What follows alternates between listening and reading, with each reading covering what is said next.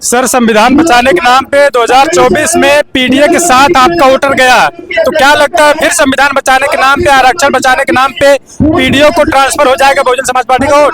बिल्कुल होगा। दरअसल बात मैं बता रहा हूँ, जो पीडीए का ढिढोरा पीट करके अभी इसके बाद गठबंधन कांग्रेस और समाजवादी पार्टी करके उन्होंने सरकार संविधान बचाने का ढिढोरा पीटा और ढिढोरा पीट करके सरकार नहीं बना पाई, इसलिए उन्हें भरोसा लगता है पॉसिबल है अकेले बलबूते आप लोग सरकार बना पाएंगे, क्योंकि उधर इंडिया गठबंधन है और सामने एनडीए गठबंधन की सरकार चल रही है, तो क्या लगता है आप लोगों को फाइट करने में आसानी होगी क्योंकि आपके पास कोई गठबंधन नहीं? नमस्कार, मैं रविंद्र कुमार, आप देखना शुरू कर चुके हैं हिंदी दस्तक न्यूज। अभी हम मौजूद है वाराणसी मंडल में और आज 15 जनवरी है, बीएसपी सुप्रीमो मायावती जी का जन्मदिन पूरे देश में बड़े ही हर्षोल्लास के साथ मनाया जा रहा है।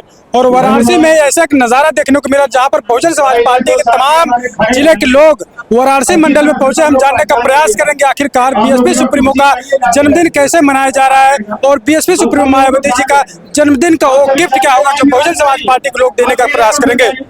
क्या नाम है आपका? मेरा नाम सुरेश कुमार राव है। क्या कहेंगे, आज 15 जनवरी है, पूरे देश में आपके नेता का जन्मदिन मनाया जा रहा है, क्या कहेंगे आप लोग? ये आदरणीय बहन जी का जो जन्मदिन हम लोग मना रहे हैं, ये हम लोग आज संकल्प ले रहे हैं कि 2027 में बहुजन समाज पार्टी का उत्तर प्रदेश में प्रचंड बहुमत में सरकार बना करके इस देश के गरीबों और मजलूमों की उनको हक को अधिकार दिलाने का काम करेंगे। ये बहुजन समाज पार्टी आज संकल्प लेने जा रही है। तो बहुजन समाज पार्टी संकल्प ले रही, लगातार देखा जा रहा है बहुजन समाज पार्टी का वोट परसेंटेज सर डाउन हो रहा है, सांसद विधायक घट रहे हैं, ऐसा होने वाला कि बहुजन समाज पार्टी के एक सांसद राज्यसभा में वो भी अब कहें कि उनको सेवानिवृत्त हो जाएंगे 2026 में। तो आप लोग क्या गणित, आप लोगों की क्या प्लानिंग है कि 2027 में आप लोग सरकार बना लेंगे? आदरणीय बहन जी की एक छोटी सी सूचना पर 9 अक्टूबर का कार्यक्रम लखनऊ में हुआ था। हमारे पास एक कोई कैंडिडेट नहीं था, न एक मेरा कोई सपोर्टर था। हमारे बहुजन समाज पार्टी गरीबों मजलूमों के सहयोग से ये आप एक रैली रैला हुआ था। इससे आपको पता हो गया होगा कि हम आने वाले समय में 2027 में कैसे सरकार बनाएंगे।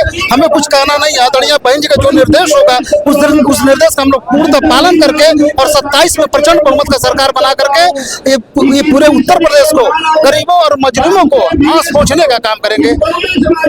सर, लगता है पॉसिबल है अकेले बलबूते आप लोग सरकार बना पाएंगे, क्योंकि उधर इंडिया गठबंधन है और सामने एनडीए गठबंधन की सरकार चल रही है, तो क्या लगता है आप लोगों को फाइट करने में आसानी होगी क्योंकि आपके पास कोई गठबंधन नहीं है, आप अकेले बलबूते चुनाव जीत जाएंगे? मैं समाज से गठबंधन करता हूं, मैं जाति से गठबंधन करता हूं, मैं नेता से गठबंधन नहीं करता हूं। आदरणीय बहन जी जब हमारे नेता रहे, माननीय कांशीराम साहब रहे, वो समाज से गठबंधन का काम किया है, न कि किसी नेता से गठबंधन का काम किया है। हम समाज से गठबंधन कर रहे हैं और समाज मेरा साथ दे रहा है। और आने वाला समय में जिस तरह से मुस्लिम समाज मेरे साथ आ रहा है, ओबीसी समाज मेरे साथ आ रहा है, सर समाज में ब्राह्मण समाज मेरे साथ आ रहा है, इसलिए कि मैं आने वाले समय में मैं अच्छा सरकार बनाऊंगा और सरकार बनने में मुझे कोई हिचक नहीं है।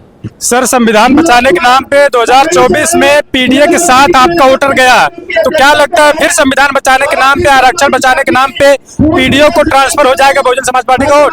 बिल्कुल होगा। दरअसल बात मैं बता रहा हूँ, जो पीडीए का ढिढोरा पीट करके अभी इसके बाद गठबंधन कांग्रेस और समाजवादी पार्टी करके उन्होंने सरकार संविधान बचाने का ढिढोरा पीटा और ढिढोरा पीट करके सरकार नहीं बना पाई, इसलिए उन्हें भरोसा और विश्वास है समाज को, अगर इस देश की संविधान को कोई रक्षा कर सकता है तो आदरणीय हमारी नेता बहन जी कर सकती है और बहुजन समाज पार्टी के नेतृत्व में हो सकता है, इसके अलावा कोई और नहीं कर सकता है।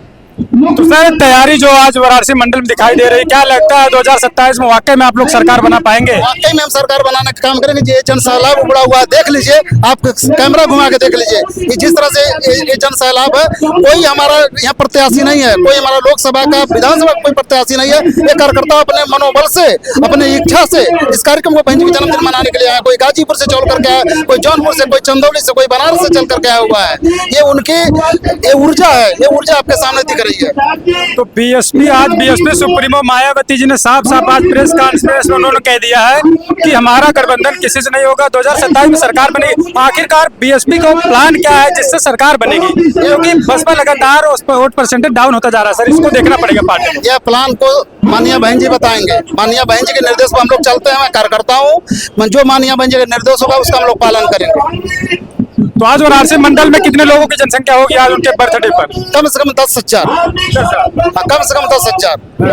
10,000 की भीड़ है कम से कम। एक मंडल में 10,000 लोग हैं। ये पूरे बनारस मंडल की जितनी भीड़ वहीं आई है, जितना अंदर कैंपस में है उससे ज्यादा कई गुना बाहर घूमते फिरते लोग दिखाई दे रहे हैं। आप कैमरा घुमा करके इसको आप कैप्चर कर सकते हैं, देख सकते हैं। कम से कम 10,000 ये मैदान में लोगों की भीड़ है।